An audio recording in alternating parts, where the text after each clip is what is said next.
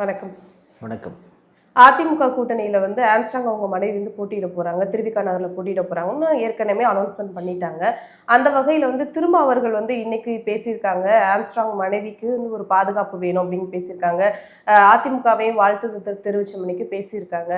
இதற்கு முன்னாடியே ரஞ்சித் அவர்களுமே கண்டிப்பாக பொற்குடி அவர்கள் வின் பண்ணணும், அவங்களுக்கு ஓட்டு போடுங்க அப்படின்னு சொல்லி அவங்கள ஆதரித்து பேசியிருக்காங்க. இதெல்லாம் எப்படி பார்க்குறீங்க நீங்கள்? ரெண்டு பேருமே தன்னுடைய அரசியல் நிலைப்பாட்டில் இதில் சரியாக இருக்காங்கன்னு பார்க்குறேன் நான். ஏன் ஒரு சின்ன உதாரணத்தோடு நான் தொடங்குறவங்களுக்கு, மறைந்த தலைவர் அண்ணன் ஆம்ஸ்ட்ராங் அவர்கள் பார்த்தீங்கன்னா எல்லா தொகுதியிலும் வேட்பாளர்கள் நிறுத்துவார். பிஎஸ்பி சார்பாக பாராளுமன்ற தேர்தலாக இருந்தாலும் சரி, சட்டமன்ற தேர்தலாக இருந்தாலும் சரி. ஆனால் என்னென்னா பார்லிமெண்ட் எலெக்ஷனில் அண்ணன் திருமாவர்கள் சிதம்பரத்தில் போட்டிடுறாரு அப்படின்ற ஒரு காரணத்திற்காக அண்ணன் ஆம்ஸ்ட்ராங் அவர்கள் சிதம்பரத்தில் வேட்பாளர் நிறுத்தலை. ஏன்னு கேட்டால் ஒரு லீடர், ஒரு தலித் லீடர் நிற்கிறாரு, அப்போது அவருக்கான ஆதரவாக தான் நம்ம இருக்கணும், நம்மளால் ஒரு சின்ன ஓட்டு கூட அவருக்கு பாதிப்பு ஏற்படுத்தக்கூடாது அப்படின்ற அந்த ஒரு மிகப்பெரிய புரிதல் அண்ணன் ஆம்ஸ்ட்ராங் அவர்களுக்கு இருந்ததுனால அவர் அங்கே வேட்பாளரை நிறுத்தலை.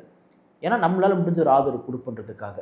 ஸோ அந்த நிலைப்பாடு தான் இதன் தொடர்ச்சியை நான் பார்க்குறேன். நான் ஏற்கனவே இயக்குனர் பா ரஞ்சித் அவர்கள் அன்னி பொற்கொடி ஆம்ஸ்ட்ராங் அவர்கள் வெற்றி பெறணும்னே சொல்லிட்டு பேசியிருந்தாங்க. அந்த சொல்கிறதுக்கு ஒரு மிகப்பெரிய ஒரு தைரியம் வேண்டும். அதுதான் சரியான அரசியல் மேற்கொள். ஏன்னா அவங்க இருக்கக்கூடியது பாஜக அதிமுக கூட்டணியில். அப்போ அந்த கூட்டணிக்கு அதில் போட்டிடுறாங்க பொற்கொடி அண்ணின்றதுக்காக.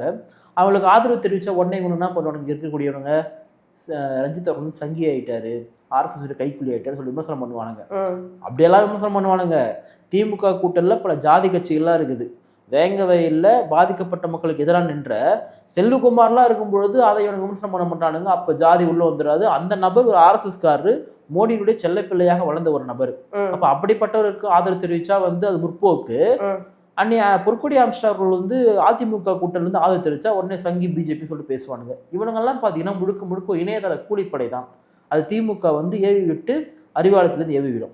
அண்ணன் திருமாவுடைய நிலைப்பாடு இருக்குல்ல, இது மிகப்பெரிய ஒரு தைரியம், மிகப்பெரிய ஒரு அரசியல் புரிதல் தான். அண்ணன் திருமாவர்கள் திமுக கூட்டணியில் இருக்காரு. திமுக கூட்டணியில் இருக்கக்கூடிய எல்லா கட்சிகளை விட மதவாத எதிர்ப்பு, ஆர்எஸ்எஸ் பிஜேபி எதிர்ப்பு, சாதிவாதிகளுக்கு எதிரான எதிர்ப்பு, இதில் முதன்மை சக்தியாக இருக்கக்கூடியவர் அண்ணன் திருமாவர்கள். அவர் இன்றைக்கு தன்னுடைய கருத்தான பொற்கொடி அவர்களுக்கு பாதுகாப்பு தேவை, அவங்க அரசியலுக்கு வர்றது மிக முக்கியமானது, அவங்களுக்கு சீட்டு கொடுத்து அதிமுகவை நான் பாராட்டுறேன் அப்படின்னு சொன்னா, அப்போ அவர்கள் திருவிக நகரிலே பொற்கொடி ஆம்ஸ்ட்ராங் அவர்கள் வெற்றி பெற வேண்டும் என்பதை அண்ணன் திருமா அவர்கள் விரும்புகின்றார். ஏன்னா அதுதான் சரி. என்னை பொறுத்த வரைக்குமே பல பட்டியல் சமூகத்தினுடைய அமைப்புகள் தலைவர்கள் இருந்தாலுமே கூட அவங்க எங்க ஒரு குடையின் கீழ் ஒருங்கிணைகிறாங்கன்னா ஒரு அதிகாரம், ஒரு போராட்டம், ஒரு மக்களுக்கான தேவை இங்க ஒருங்கிணைகிறாங்க. உதாரணத்துக்கு எஸ்சி எஸ்டி வன்கொடுமை தடுப்பு சட்டத்தை நீர்த்து போக செய்கிற மாதிரி சில திருத்தங்கள்லாம் கொண்டு வர போகிறோம் அப்படின்னு சொல்லி ப்ரொபோசல் வந்துச்சு. அப்போ இந்தியா முழுக்க பார்த்தீங்கன்னா மிகப்பெரிய ஒரு எதிர்வினை வந்துச்சு. அப்போ தமிழ்நாட்டில் இங்கே இருக்கக்கூடிய எல்லா தலித் லீடர்ஸ், அண்ணன் திருமாவர்கள், ஆம்ஸ்ட்ராங் அவர்கள், ஜெகன்மூர்த்தி அவர்கள், அண்ணன் ஜான் பாண்டியன் அவர்கள், சேக்கு தமிழரசு அவர்கள் உட்பட எல்லாருமே சைதாப்படியில் மிகப்பெரிய ஒரு ஆர்ப்பாட்டத்தை முன்னெடுத்தாங்க. ஏன்னு கேட்டால் இது நம் மக்களுக்கான பாதுகாப்பு, இதை நீர்த்து போக செய்யும் பொழுது நாமெல்லாம் வேடிக்கை பார்க்கக்கூடாதுன்றதுக்காக ஒரு குடையின் கீழே ஒருங்கிணைச்சாங்க. அது மிகப்பெரிய ஒரு பெரிய பேசுபடு வளர்ச்சி, தமிழ்நாட்டில் பெரிய ஒரு அதிர்வலியாச்சு. இந்தியா முழுக்க தலித் லீடர்ஸ்லாம் சேர்த்தாங்க. அப்புறம் அந்த சட்டம் இன்றைக்கு வலிமையாக மாறி இருக்குது, கூடுதல் வலிமையாக தான் மாறி இருக்கு. ஸோ இதை ஏன் நான் சொல்கிறேன் அப்படின்னா, அண்ணன் ஆம்ஸ்ட்ராங் அவர்கள் தமிழ்நாட்டில் மிக முக்கியமான, குறிப்பாக ஒரு பவர்ஃபுல்லான ஒரு லீடராக இருந்தார். அவர் ஒரு படிப்பு சமுதாயம் என்பதால் அவர் இவங்க ஒரு சாதியாக சுருக்க நினைப்பாங்க. ஆனால் அவர் அப்படிப்பட்டவர் கிடையாது. அவர் உதவி செய்தவர்கள் என்பவர் எல்லா சமூகத்துக்கும் உதவி செஞ்சார். நாட் ஓன்லி தலித்துக்கு மட்டும்தான் உதவி செய்வோம் அப்படிலாம் கிடையாது, எல்லா சமூக மக்களுக்கும் உதவி செஞ்சார். பல நூறு பல ஆயிரம் வழக்கறிஞர்களை உருவாக்குனார். அப்படிப்பட்ட ஒரு மாபெரும் ஒரு அரசியல் புரட்சியும் பண்பாட்டு புரட்சியும் அண்ணன் ஆம்ஸ்ட்ராங் அவர்கள் செய்ய வந்தார். அப்போ அண்ணன் ஆம்ஸ்ட்ராங்களுக்கு எதிராக இங்கே நிகழ்த்தப்பட்ட படுகொலை என்பது முழுக்க முழுக்க ஒரு அரசியல் படுகொலையை தான் நான் பார்க்குறேன். ஒரு லீடர், ஒரு தலித் லீடர் ஒரு மிகப்பெரிய எம்பவர்மெண்ட்டாக உருவாகிறாரு. குறிப்பாக பண்பாட்டு ரீதியான அவருடைய மாற்றம், ஏதாவது குறிப்பாக எல்லாரையும் பார்த்தீங்கன்னா பௌத்த மதத்துக்கு அண்ணன் ஆம்ஸ்ட்ராங் அவர்கள் மாற்றினார். ஏன்னு கேட்டால் அது புரட்சி அம்பேத்கர் விரும்பியது. நீ ஒரு இந்துவாக பிறந்துட்ட, இந்து என்பதை நீ சுமந்துட்டு இறக்காத, வா உனக்கான ஒரு மாற்று வழியை நான் பௌத்தத்தை முன்னெடுக்கிறேன் அப்படின்றத சொல்லிட்டு போனார். ரெண்டாவது, பௌத்தம் என்பது அது ஒரு பூர்வீக மதம். அது யாரெல்லாம் சனாதன சாகித்யம் எழுதார்களோ அவரெல்லாம் பௌத்தர்களாக தான் இருந்தாங்க. அதன் பிறகு இங்கே இருக்கக்கூடிய ஆரிய படையெடுப்பு, பார்ப்பன படையெடுப்பு இதெல்லாம் வந்ததுக்கு பிறகாக இங்கே மதமாற்றம் எல்லாம் இந்து அப்படின்னு சொல்ல மாட்டாங்க. தமிழர்கள் நம்ம இந்துக்களே முதல்ல கிடையாது. அதே மாதிரி பொலிட்டிக்கலாகவும் பார்த்தீங்கன்னா அம்பேத்கருடைய அரசியலை அண்ணன் ஆம்ஸ்ட்ராங் அவர்கள் வந்து பரவலாக வந்து பரவ செய்தார். நானும் ஆம்ஸ்ட்ராங் அவர்களும் நல்லா நெருங்கி பழகியவன், நிறைய நேரம் பேசினவன். அப்போ அண்ணன் ஆம்ஸ்ட்ராங் என்ன சொல்லுவார்னா, பிஎஸ்பியினுடைய கொள்கை, பிஎஸ்பியோட மூவ்மெண்ட்ன்றது ஏதோ இன்னைக்கே நாளைக்கு ஒரு மாற்றம் வந்துடாது. இது வந்து ஒரு மிஷினரி மூவ்மெண்ட். மிஷினரி மூவ்மெண்ட்னா என்னென்னா, தொடர்ந்து அதுக்காக உழைச்சிட்டே இருக்கணும். அது வந்து தொடர்ந்து மக்களிடத்தில் போயிட்டே இருக்கணும். அப்போ அன்னைக்கு ஒரு மாற்றம் வந்து ஏற்படும். ஏன்னா எந்த ஒரு கட்சியுமே இப்படின்னு இடத்துல வந்துடாது. இப்போ எம்ஜிஆர் மாதிரி ஆட்கள் வந்துட்டாங்கன்னா, அவங்க வந்து ஏற்கனவே நடிகராக இருந்தவங்க, திமுக எம்எல்ஏவாக இருந்தவர், திமுக பொருளாளர் இருந்தவர், ஒரு ஈர்ப்பினால் வந்தவங்க. அப்போ திமுக வந்து ஆட்சிக்கு முதல்ல வருதுன்னா அதுக்கே வந்து 10 வருஷத்துக்கு மேலே தேவைப்படுது. எல்லா கட்சியுமே அப்படிதான். இந்தியா முழுக்க நீங்கள் பார்த்தா எல்லா கட்சியும் அப்படிதான். பிஎஸ்பின்ற கட்சி வந்து ஒரு தலித் கட்சி அடையாளப்படுத்தப்பட்டிருக்கு. பார்ப்பனர்கள் அதிகமாக இருக்கக்கூடிய உத்தரப்பிரதேசத்திலேயே ஒரு தலித் முதலமைச்சராக வராங்கன்னு சொன்னால், அப்போ அவங்களோட மூவ்மெண்ட், அவங்களோட அரசியல் எந்த அளவுக்கு இருக்கிறதோ புரிஞ்சுக்கணும். இப்போ இந்த இடத்துல நான் என்ன சொல்ல வரேன்னா, இப்போது அண்ணன் ரஞ்சித் அவர்கள் முதல்ல ஆதரிச்சாங்க இல்லையா, அன்னைக்கு பொற்கொடி ஆரம்பிச்சிட்டாங்க. அப்போ என்ன பண்ணானுங்க, இங்கே இருக்கக்கூடிய இணையதள கூலிப்படைகள், அறிவாளித்தின் மூலமாக ஏவப்பட்டவர்கள் என்ன பண்ணாங்கன்னா, ரஞ்சித் அண்ணனை மிக கடுமையாக பிஜேபி, ஆர்எஸ்எஸ் அப்படி இப்படி சொல்லி இடவோ எழுதுனானுங்க. இன்னைக்கு அண்ணன் திரும்ப ஆதரிக்கிறாரு. அப்போ அவரையும் நீங்கள் எழுதுவீங்களா? இவனுங்க சில பேர் எழுதுவானுங்க. என்ன எழுதுவானுங்கன்னா, பார்த்தீங்களா அவங்க ஜாதிக்காக அவர் ஆதரிக்கிறார். அது சாதிக்காக ஆதரிப்பது கிடையாது. அது அம்பேத்கரிய அரசியலுக்காக ஆதரிப்பது. அது தலித் லீடர்ஸுடைய எம்பவருக்காக ஆதரிப்பது. இந்த புரிதலை அண்ணன் திருமாவர்கள் புரிந்திருக்கின்றார். அவருடைய இந்த தெளிவான விளக்கம் என்பது உண்மையாகவே அன்னி பொற்கொடி ஆம்ஸ்ட்ராங் அவர்களுக்கு ஒரு வெற்றி வாய்ப்பை உறுதி செய்யும். நான் நிச்சயமாக சொல்ற திருவிக நகரிலே அன்னி பொற்கொடி ஆம்ஸ்ட்ராங் அவர்கள் மிகப்பெரிய வாக்கு வித்தியாசத்தில் வெற்றி பெறுவாங்க. அவங்கள ஒரு சாதியாக அங்கே இருக்கக்கூடிய மக்கள் பார்க்கல. அண்ணன் ஆம்ஸ்ட்ராங் அவர்கள் அந்த பகுதி முழுக்க வந்து வலம் வந்தவர். அந்த பகுதி முழுக்க இருக்கக்கூடிய பல பேருக்கு எவ்வளோ உதவிகள் செய்தார். கல்வி, பொருளாதாரம் எவ்வளவோ பண்ணியிருக்காரு. அப்போது அந்த நன்றியும் அங்கே இருக்கக்கூடிய மக்கள் மத்தியில் இருக்கும். அவருடைய படுகொலை என்பது மிகப்பெரிய ஒரு தாக்கத்தை ஏற்படுத்தியிருக்கு. அந்த பகுதியில் சாதாரணமாக போகிறாங்க, நிறைய ஊடகங்கள்லாம் பேட்டி கேட்கும்பொழுது யாருன்னே தெரியாதவங்களாம், அதாவது இவங்களுக்கு சொந்தக்காரெல்லாம் கிடையாது, ஆனால் ஆம்ஸ்ட்ராங் மூலமாக அவங்க ஏதோ ஒரு பகுதியில் பயனடைஞ்சிருப்பாங்க.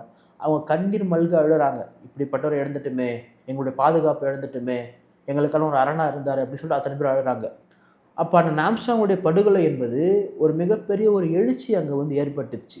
எனக்கு தெரிஞ்சு தமிழ்நாட்டில் ஒருத்தருடைய படுகொலையின் மூலமாக அவரோட வரலாறு, அவர் பண்ண எல்லா விஷயமும் இந்த அளவுக்கு மக்கள் மத்தியில் ரீச் ஆச்சுன்னா தெரியல. அது ஊடகங்கள் மிக முக்கியமானது.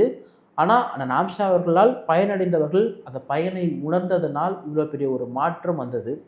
அப்போது அந்த ஆம்ஸ்ட்ராங் அவர்கள் விரும்பிய அரசியல் என்பது வந்து நான் ஓப்பனாகவே சொல்ல தயக்கம் கிடையாது. அவர் வந்து ஒரு நாளும் திமுக அதிமுக முதலமைச்சர் ஆகணும்னு சொல்லி நினைக்கல. ஆனால் இன்னைக்கு அவர் இல்லை, அவரே படுகொலை செய்யப்பட்டார். அப்போ அவருக்குண்டான நீதி கிடைக்கணும் அப்படின்னா அவருடைய நிழலாக இருக்கக்கூடிய அன்னி பொற்கொடி ஆம்ஸ்ட்ராங் அவர்கள் சட்டமன்றத்திற்கு போவது என்பது மிக மிக முக்கியமானது. அதை தான் அண்ணன் ரஞ்சித் அவர்களும் அண்ணன் திருமா அவர்களுமே வந்து உணர்ந்திருக்காங்க. அண்ணன் திருமா அவர்கள் இந்த அளவுக்கு வந்து வெளிப்படையாக பேசுவதனால் அது மிகப்பெரிய ஒரு ஓட் பேங்கை அன்னி பொற்கொடி ஆம்ஸ்ட்ராங் அவர்களுக்கு ஏற்படுத்தும். ஏன் ஏற்படுத்தும் சொல்கிறேன்னா, இப்போ என்னதான் இருந்தாலும் இவங்க திமுக கூட்டணி, அவங்க அதிமுக கூட்டணி. இப்போ விடுதலை சிறுத்தைகள் பார்த்தீங்கன்னா ஒரு தார்மீக அடிப்படையில் கூட்டணி தர்மத்திற்காக திமுகவை தான் வேலை செய்ய வேண்டிய சூழல் ஏற்படும். ஆனால் நான் திரும்ப சொல்லிட்டார் இல்லையா, அதனால் வேலை கூட திமுக செய்வாங்க, ஓட்டை பொற்கொடி அணியவர்களுக்கு போட்டுருவாங்க, அவங்க வந்து வெற்றி பெறுவாங்க. இப்போ திமுக தொகுதி அப்படின்னு சொல்றது வந்து கண்டிப்பாக திமுகவோட கைக்குள்ள இருக்கிற தொகுதி தான். இப்போ வந்து ஆம்ஸ்ட்ராங் அவங்க மனைவி போட்டிடுறதுனால ஆம்ஸ்ட்ராங் கண்டியாச்சும் கண்டிப்பாக அந்த இடத்துல வின் பண்ணுவாங்களா? இல்லை, அதுதான் திருப்பி சொல்கிறேன். அது திமுகக்கான தொகுதி நீங்கள் சொல்லலாம், அது எதுவாக நீங்கள் சொன்னாலுமே. இல்லை, தொடர்ந்து அங்கிட்டு வந்து சேகர் பாபுவும் இருக்காரு. அது சுத்தியாவே கண்டிப்பாக வட சென்னைனாலே. இல்லை, நான் என்ன கேட்குறேன்னா, சென்னைனாலே சேகர் பாபுக்கு எழுதி வைக்கப்பட்ட சொத்து அப்படிலாம் கிடையாது இல்லையா. இங்கே யார் வேணால் வெற்றி பெறலாம். அது நீங்கள் வந்து ஒரு திணிப்பு ஏற்படுத்துறது, இது வந்து இவங்க கோட்டை அப்படிலாம் ஒன்றும் கிடையாது. இன்னும் வெளிப்படையாக சொல்ல போனால் சென்னை அப்படின்றது பரவலாக பட்டியல் சமுதாய மக்கள் வாழ்ந்த ஒரு பகுதி. சென்னைக்கு இன்னொரு பேர் இருக்குது, பறைச்சேரி சொல்லிட்டு, பெரும்பறைச்சேரி சொல்லி சென்னைக்கு ஒரு பேர் இருக்குது. இப்போ பெரும்பறைச்சேரினா என்ன, பறையர்கள் அதிகமாக வாழ்ந்த ஒரு பெரும்பகுதியை பெரும்பறைச்சேரின்னு சொல்லுவாங்க. இங்கே உழைக்கக்கூடிய மக்களான மீனவர்களும் இருக்காங்க, ஒன்னியர்களும் இருக்கிறாங்க தான். ஆனால் இன்னைக்கு அந்த மக்களெல்லாம் என்ன பண்ணிட்டாங்க, நீ ஆக்கிரமிப்பாளர் சொல்லிட்டு நீ சென்னையிலேருந்து விரட்டிட்டு இங்கே வந்து எவனோ வடக்குலேருந்து வரவங்களுக்குலாம் நீங்கள் வந்து இங்கே பெரிய பெரிய அப்பார்ட்மெண்ட் கட்ட நீங்கள் வந்து பர்மிஷன் கொடுத்துருக்க. இது மிகப்பெரிய ஒரு ஏமாற்றம். ஏன்னு கேட்டால் அவங்ககிட்ட அதிகாரம் இல்லை. இப்போ அதிகாரம் தலித் மக்கள்கிட்ட இருந்துச்சுன்னா இப்படி பண்ண மாட்டேன். இப்போ அதே முதலமைச்சர் நாற்காலியில் அண்ணன் திருமாவளவன் அமர்ந்திருக்காங்கன்னா அவர் ஒன்று இந்த மாதிரி பண்ணியிருப்பான்னு கேட்டால் அவர் இந்த மக்களுடைய பாதுகாப்பு தான். நம்ம அண்ணன் திருமாவளவன் மீது விமர்சனம் வைப்போமே தவிர அவருடைய அரசியலே தப்புலாம் நம்ம சொல்ல மாட்டோம். ஏன்னா அவரோட அனுபவம் அவரோட அரசியல் புரிதலும் இன்றைக்கு தமிழ்நாட்டில் யார்கிட்டையும் கிடையாது, எந்த தலைவர்கிட்டையுமே கிடையாது. ஆனால் அப்படிப்பட்ட நபர்கள் வந்து இன்னைக்கு அரசியல் அதிகாரத்துக்கு போக முடியாமல் சீட்டுக்காக நிற்க நிலைமை இருக்கு. அந்த நிலைமை கொஞ்சம் கொஞ்சமாக மாறும். இப்போ நான் திருமாவர்கள் மாநில அரசியலுக்கு திரும்புவது என்பதுமே கூட அதுதான் மையப்படுத்துதுன்னு நினைக்கிறேன். அதுக்காக தான் வரான்னு நினைக்கிறேன். இப்போ நீங்கள் பாருங்க, திமுக கூட்டணியில் இருக்கக்கூடிய பெரும்பான்மையான சின்ன சின்ன கட்சிகள் பார்த்தீங்கன்னா உதயசூரியன் தான் போட்டிடுறாங்க. மதிமுக உட்பட சின்ன சின்ன லெட்டர் படி ஜாதி வெறி கட்சிகள்லாம் பார்த்தீங்கன்னா இந்த உதயசூரிய சின்னத்தில் தான் வந்து போட்டிடுறாங்க. ஆனால் திருமாவர்கள் வந்து 8மே தனியான சின்னம் தான் வாங்கி போட்டிடுறாரு. அவர் அங்கீகரிக்கப்பட்ட ஒரு கட்சி, அவர் பானை சின்னத்தில் வந்து போட்டிடுறாரு. இந்த அங்கீகாரம் அடைவதற்கே அவருக்கு இவ்வளோ காலம் தேவைப்பட்டிருக்கு. திமுக சொல்லலாம், திமுகன்னு சொல்லும், இப்போ நாங்கள் வந்து 2 MP உங்களுக்கு கொடுத்தனால்தான் நீ வந்து இங்கே அங்கீகரிக்கப்பட்ட கட்சியாக இருக்க. சரி, ஓகே. அதுக்கு முன்னாடி ஒரு பார்லிமெண்ட் எலெக்ஷன் நடந்தது இல்லையா, அப்போ நீ வந்து ஒரு தனிச்சின்ன ஒரு பொதுச்சின்ன ஒரு உதயசூரியன் கொடுத்த நீ ரவிக்குமார் உதயசூரியன் எம்எல்ஏவா இருக்காரு, அண்ணன் திரும்ப பாலச்சந்திரன் எம்எல்ஏவா இருப்பார். அன்னைக்கே நீ வந்து யோகியவான் அப்படின்னு சொல்லிட்டு நினைச்சிருந்தா நீ 2த்தையும் வந்து தனிச்சின்னமே கொடுத்துருந்தா அன்னைக்கே அவங்க 5 வருஷத்துக்கு முன்னாடியே பார்த்தீங்கன்னா அங்கீகரிக்கப்பட்ட கட்சியாக மாறி இருப்பாங்க. திமுக என்ன நினைக்குன்னா தன் கூட இருக்கக்கூடியவங்களாம் தன்னுடைய அடிமைகளாக வச்சுக்க விரும்பும். மதிமுகலாம் வைகோலாம் ஒரு காலத்தில் பெரிய லீடராக பார்க்கப்பட்டார். இன்னைக்கு அவங்களும் என்ன பண்ணிட்டாங்க, 3 உதயசூரியன் 1 தனிச்சின்னம் அப்படி சொல்லிட்டாங்க. இப்போது கூட்டணி கட்சிகளெல்லாம் முடிஞ்ச அளவுக்கு வந்து என்ன பண்ணும், திமுக கபலீகரம் பண்ணும். திமுக விசிகாவை ஏன் பண்ண முடியல அப்படின்னா, விசிகாவை உங்களால் பண்ண முடியாது. நான் அப்படி தான் புரிஞ்சுக்கிறேன் நான். இப்போ அண்ணன் திருமாவர்கள் எல்லாவற்றிலுமே மௌனமாக இருக்கார் நீங்கள் எடுத்து சொன்னாலுமே கூட தன் கட்சியை கூட விட்டு இருப்பார் அப்படின்லாம் அவசியம் கிடையாது. இப்போ விசிகாவில் வந்து போட்டியிடாமல் இப்போ ஏற்கனவே போட்டியிட்டு வெற்றி பெற்றவர்களுக்கு வந்து வாய்ப்பு கொடுக்காம போனார் இல்லையா, அது முக்கியமான ஒன்று. அவங்க மேலே இருக்கக்கூடிய விமர்சனங்கள் இதையும் தாண்டி ஏன் வின் பண்ணவங்களதே வின் பண்ணோமா என்ன, இது ஒன்றும் திமுக கிடையாதுல்ல, அப்பன் மகன் பேரன் அப்படி வரதுக்கு இது ஒரு ஜனநாயக அமைப்பு. ஆனால் திரும்ப ஏன் நிற்கிறாருன்னா அவர் மாநில அரசியலில் சில பற்றி பேசணும், நம்ம சில விஷயங்களை பண்ணணும்னு நினைக்கிறாரு. எனக்கு தெரிஞ்சு நிச்சயமாக திமுகலாம் ஜெயிக்காது. நான் அதிமுகவுமே வந்து ஜெயிக்குது அப்படின்னா கூட பெரும்பான்மை ஜெயிக்கக்கூடாதுன்னு தான் நினைக்கிறேன். திமுகவோ அதிமுகவோ ஏதோ ஒன்று வந்து ஜெயிக்குதுன்னா கூட அங்கே தொங்கும் சட்டசபை வந்து அமைந்தால் அப்போ அங்கே திருமாவுடைய ஆதரவு வந்து தேவைப்படும். அதுக்காக விஜயெல்லாம் கொடுப்பான்னு நினைக்காது. விஜய் ஜெயிக்க மாட்டார். விஜயெல்லாம் 1 சீட் ஜெயிக்கலாம், 2 சீட் ஜெயிக்கலாம், 1 தான் 2 இடத்துல அடிச்சு விடுறது கூட வச்சுங்களேன். செங்கோட்டையன் மாதிரி யாருன்னா ஒருத்தரும் இல்லை வந்து ஏதாவது ஒரு நபர் ஏதாவது ஒரு அத்தி பூத்தாற்போல் வெற்றி பெறதுக்கு வாய்ப்பு இருக்குது. பட் 1 அவ்வளோதான், நான் அப்படி தான் பார்க்குறேன் நான்.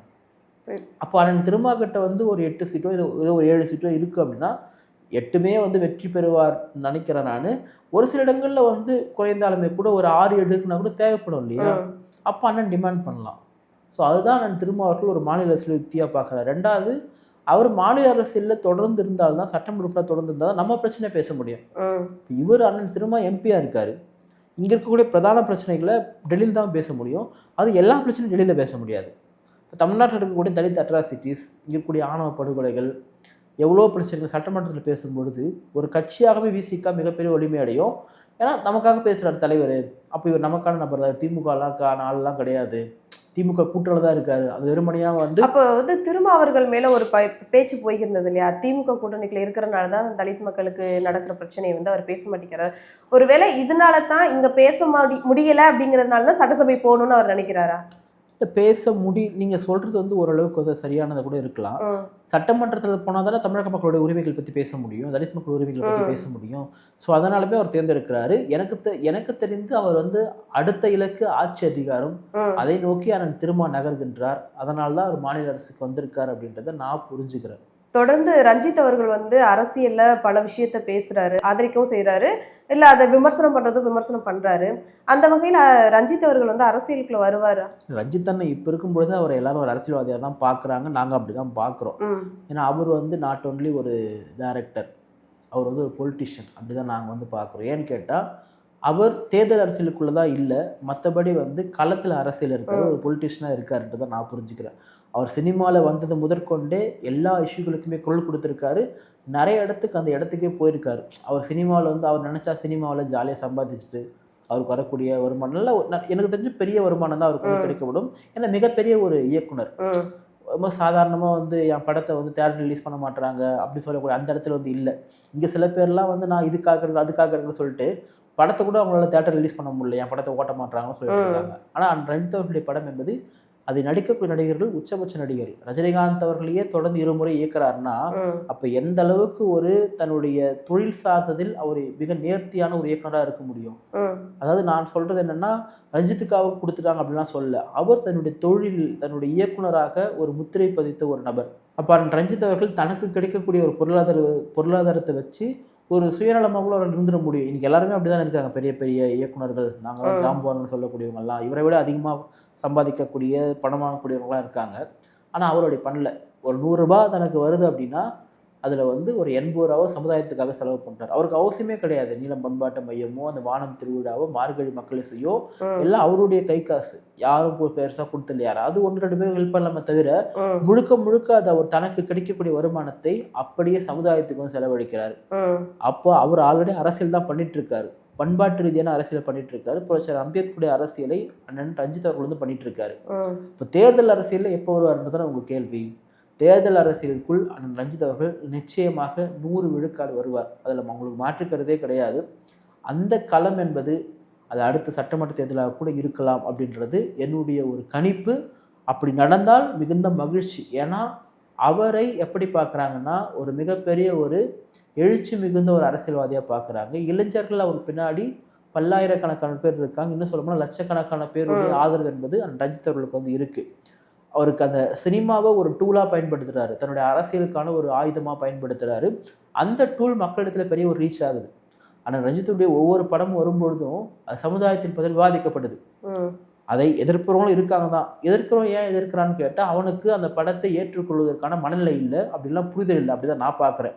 உனக்கு அந்த புரிதல் இருந்துச்சுன்னா நீ வந்து எதிர்க்க மாட்டேன். பொதுவாகவே பார்த்தீங்கன்னா மாரி செல்வராஜ் அவருடைய படத்தை வந்து சில பேர் வந்து கொண்டாடுவாங்க, பரியரும் பெருமாளை, வாழை அப்படிலாம் சொல்லிட்டு கொண்டாடுவாங்க. எனக்கு மாரி செல்வராஜோட படத்தில் பிடிச்சது, ரொம்ப பிடிச்ச படம்னா கர்ணன் எனக்கு ரொம்ப பிடிக்கும். ஏன்னா ஒரு காம்ப்ரமைஸ் இல்லாமல் ஒருத்தர் சண்டை போகிறது எனக்கு ரொம்ப பிடிக்கும். ஆனால் இந்த வாழை எல்லாமே சூப்பரான படம் தான். ஆனால் அதில் வந்து என்னென்னா வந்து ஒரு எதிர் சமுதாயத்திற்கு கூடியவங்களுக்கு பார்த்தீங்கன்னா, ஐயோ என்ன எங்களை இந்த மாதிரிலாம் பண்ணுறீங்களா, இது நியாயமானா அப்படின்ற ஒரு கேள்வி எழுப்பார். ரஞ்சித் என்ன பண்ணுவார்னா திருப்பி அடிப்பார். எங்கேயுமே என்ன அப்படின்ற மாதிரி திருப்பி அடிப்பார். நீ அடக்க நினச்சா அடக்க மாட்டோம் அப்படின்ற மாதிரி வந்து பார்த்தீங்கன்னா தன்னுடைய என்கவுண்டர் கல்ச்சர்னு சொல்லுவாங்க. ஐ மீன் என்கவுண்டர் கல்ச்சர் மீன்ஸ் இது அண்ணன் திரும்ப தான் பார்த்தீங்கன்னா ஒரு முறை அண்ணன் ரஞ்சித் அவருடைய மேடையில் வந்து பயன்படுத்தியிருந்தார். உன்னுடைய கல்ச்சருக்கு எதிரான கல்ச்சரை நான் முன்வைக்கிறேன். நீ இத்தனை வருஷமா வந்து நீ வந்து ஒரு சமூகத்தை கட்டமைச்சிருக்க, நீ சொன்னா நான் கேட்டுன்னு போகணும், உன்னை எதிர்த்து நான் பேசக்கூடாது, நீ என்னை எங்கே உட்கார வைக்கிறியோ அங்கே தான் நான் உட்காரணும், நீ என்ன கூட தான் சாப்பிடணும் சொல்லிட்டு நீ ஒரு கட்டமைச்சிருக்க. அப்படி கிடையாது. எனக்கு ஒரு லைஃப் ஸ்டைல் இருக்குது, என் விருப்பப்பட்டு நான் சாப்பிடுவேன். நான் வந்து பார்த்தீங்கன்னா யாருக்கும் வந்து கட்டுப்படாத ஒருத்தன்னா வந்து எவனுக்கு நான் அடிமையாகணும் அவசியம் கிடையாது. நீ எதிர்க்க நினச்சா நான் எதிர்ப்பேன், நீ அடிக்க நினச்சா நான் அடிச்சிருவேன். நீ அடிக்க நினைச்சாலே ஒன்று அடிச்சிருவேன். நான் திரும்ப நான் சொல்றாரு இல்லையா, திமிரி எழு திருப்பி அடி அப்படின்றது வந்து ரோட்டை போடணும் கூப்பிட்டு அடிக்கிறது கிடையாது. நீ என்கிட்ட வர அப்படின்னா அதை அடிக்கிறதுனா நீ எதுவும் வெட்டுறாங்க அப்படிலாம் கிடையாது. கருத்தியல் ரீதியாக ஒரு அதிகாரத்தில் உட்காந்து திருப்பி அடிக்கிறது தான். இப்போ ஒருத்தர் உதாரணத்துக்கு வந்து நீ ஒருத்தனை படிக்கூடாம பண்ற, அவன் படிக்கக்கூடாதுன்னு நினைக்கிற, நீ அவனுக்கு எதிராக எவ்வளோ சதி வேலைகள்லாம் பண்ற. ஆனால் அவன் என்ன பண்ணுறான்னா அதையெல்லாம் பொறுத்து கொண்டு படித்து வந்து ஒரு அதிகாரத்தில் உட்காரான். ஒரு கலெக்டராக எஸ்பியோ உட்காரும்போது நாளைக்கு அவனை பார்த்து நீ என்ன பண்ணுவேன், ஐயா வணக்கம் சாமின்னு தான் சொல்லுவேன். அவனை வந்து பயப்படுவோம் நீ. அப்போ அதுதான் எதிர்த்து நிற்கிறது. ஸோ இது மாதிரி கதாபாத்திரங்கள் காட்சிகளை தான் நான் ரஞ்சித் அவர்கள் வந்து வைக்கிறாரு. அதனால தான் அவர் எதிர்க்கமே வந்து சில பேர் வந்து ஸ்டார்ட் பண்ணுறானுங்க. ஸோ இது எதுக்காக நான் சொல்கிறேன் அப்படின்னா, அவருடைய திரைப்படங்களே பார்த்தீங்கன்னா இங்கே ஒரு அரசியல் திரைப்படங்கள் தான். எதுவுமே வந்து என்டர்டைன்மெண்ட்லாம் இருக்கும். ரஞ்சித்தனுடைய திரைப்படத்தில் என்டர்டைன்மெண்ட் இருக்கும், சூப்பரான லவ் இருக்கும், இவங்க எதிர்பார்க்கக்கூடிய ஃபைட்டுமே சில இடத்துல வந்து இருக்கும், கதையாகவே சூப்பராக இருக்கும். அதே சமயம் அரசியலில் ரொம்ப சரியாக இருப்பார். ஏன்னா அவர் தன்னை அம்பேத்கருடைய சீடராக தான் உணர்கின்றார். அவருடைய அரசியலை தான் அவர் பண்ணிட்டு இருக்காரு. அதனால நிச்சயமா அண்ணன் ரஞ்சித் அவர்கள் தேர்தல் களத்தில் வர வேண்டும் என்று நான் விரும்புகின்றேன்.